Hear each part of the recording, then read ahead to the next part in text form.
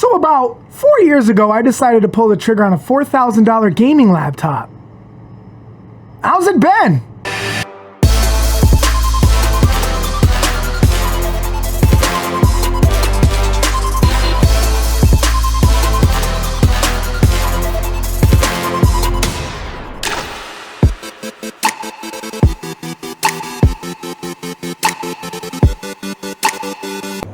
What is up, everybody? I have an awesome video for you guys today. We're going to be talking about the beautiful, the fabulous Razer Blade Pro gaming laptop.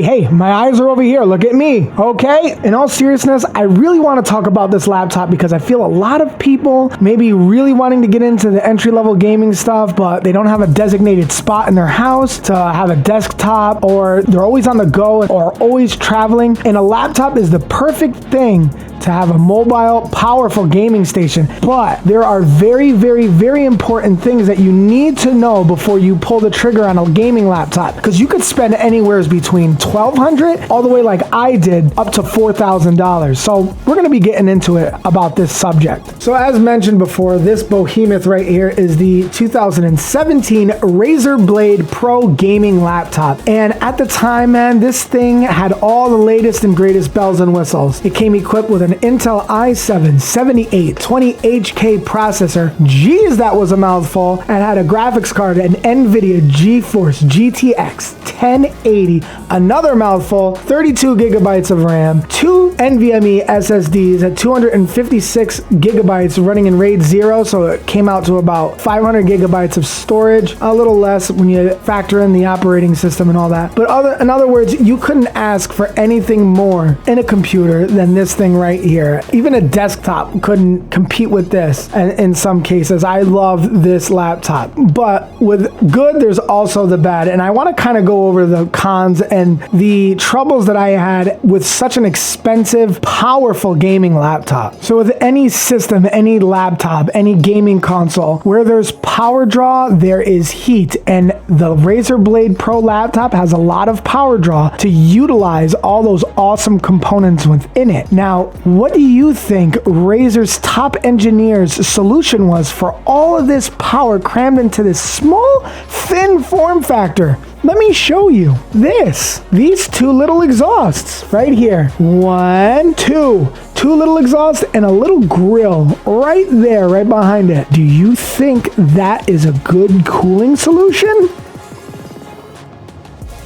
No. One of the reasons why I think that the Razer Blade Pro laptop wasn't properly cooled was because over time, some of the keys on the keyboard would just stop working whenever they felt like it. The U key and the G key. Why do I think that that's a point to be concerned with? Is because the hottest part of that laptop would always be in the center, i.e. right underneath the U and the G key. Now, when you're also playing with this laptop, you can also feel the actual keys on the keyboard get really, really warm. I play MMORPGs where the CPU would be under stress more so than the graphics card, but even still, with the graphics turned up, you would put a decent amount of stress on the GPU as well. So in turns, all that heat is coming up from underneath that keyboard. So with that being said, I actually recommend you kind of pull back away on wanting to have the latest and greatest thing in your laptop, because 9 times out of 10, it's probably not going to be properly or adequately cooled the way it should be. Now, I would pull back and maybe look underneath the laptop and see if it's properly ventilated, at least enough cooling for a laptop anyway. By doing that, you extend the longevity of the parts inside of your laptop, because remember, the hotter over time that your computer components stay, the more likely and the more often that they will be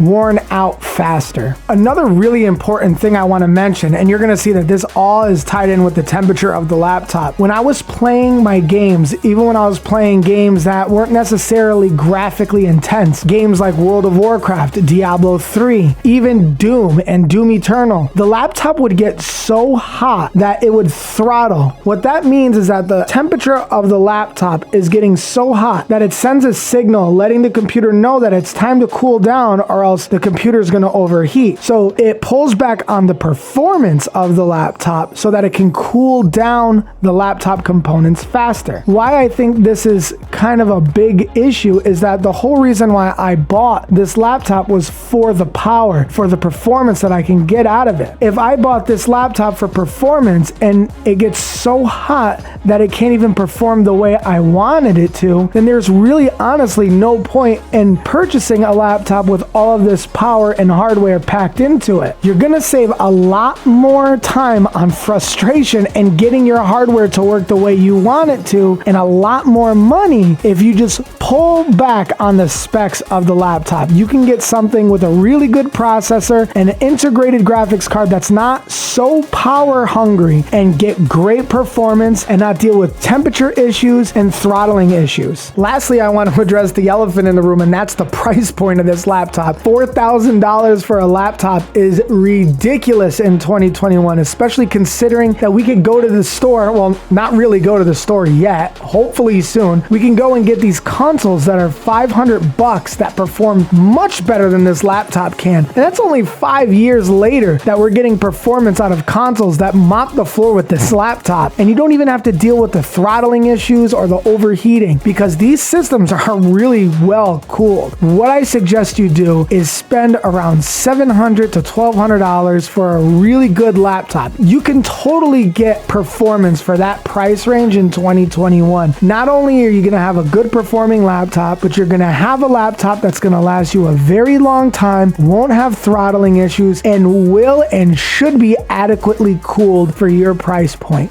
Guys, it's so much freaking fun making videos for you guys. I love doing this. If you like this video, give it a thumbs up. If you really freaking liked it, hit subscribe, because we're just gonna keep going. We're gonna keep pumping out content for you guys. We're gonna go through tips, anything you guys want. Sound off in the comments. Let me know what you guys want to see. I'll do it. I'll do my best. As always, we're just gonna keep getting better and better and better. I'm so excited, and I hope you're freaking excited too. Good luck with your laptop endeavors. I hope that you go and you find a laptop that you can call your own. Remember, you don't need to spend a lot. And if you want to spend a lot, don't spend it on a freaking laptop. Get a desktop, PC Master Race. That's the way to go. That's where you want to throw your money, because you can properly cool this thing. I got to show you my computer. It ain't that great, but I think it's freaking awesome. Thank you guys so much for joining me on today's video, and I'll see you in the next one.